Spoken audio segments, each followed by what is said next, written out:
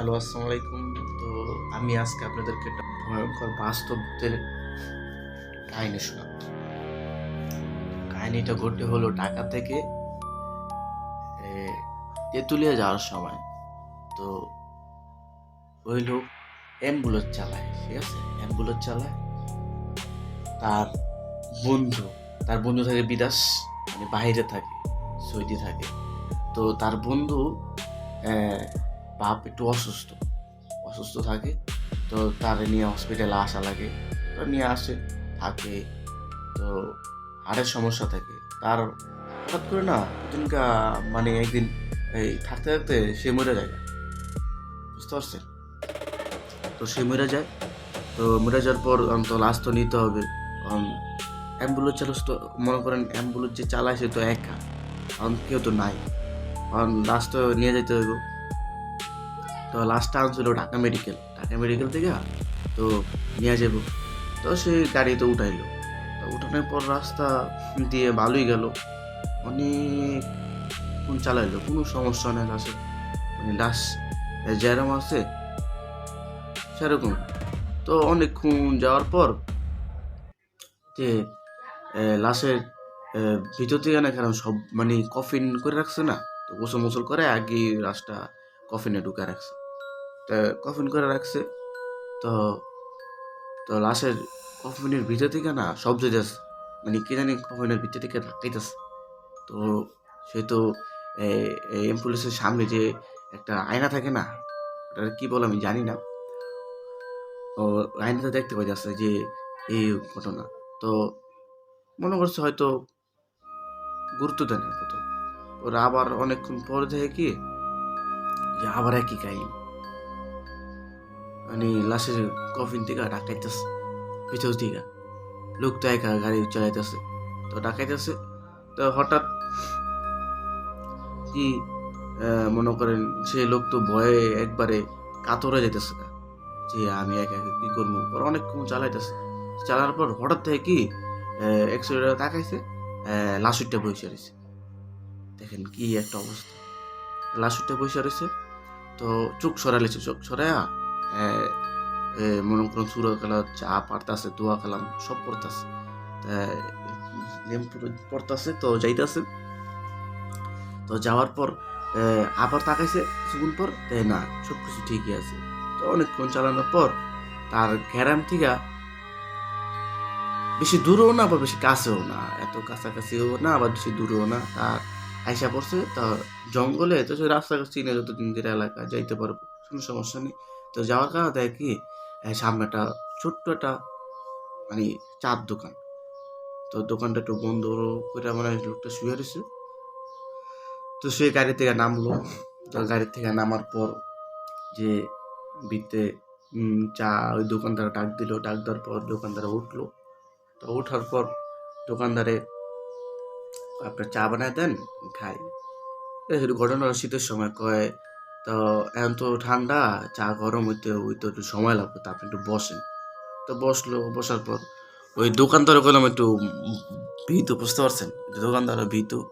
তো দোকানদার কয় আপনি বসেন, আমি বানিয়ে দিতেছি। তো লোকটার লোক কথা কইতেছে, আপনি কি জায়গায় ঘুমান? কহা আমি এই জায়গায় ঘুমাই, অনেক রাইতে তো অনেক লোক যায় আহে, তো কাস্টমার দু একজন হয়, আমি এই জায়গায় থাকি। পরে আপনি তাহলে চা বানান, আমি একটু গাড়ির ডিকিটা খুলে দেখি লাশটা কি অবস্থা। তো যায়, অ্যাম্বুলেন্সের কাছে যায়, পিছনের যে ডিকিটা আছে ওটা খুলে, দরজাটা খুলে দেয় কি লাশ ভিতরে নাই।